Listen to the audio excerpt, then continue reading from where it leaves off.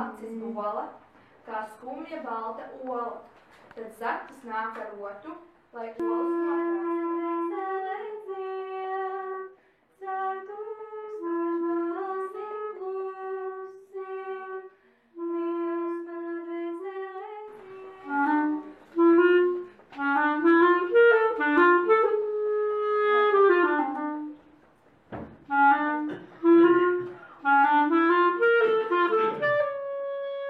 Iedomājies, kā tas būtu, nevienas nelaimes nekā, cerībās vairs nepametīs, ja tu esi mājā.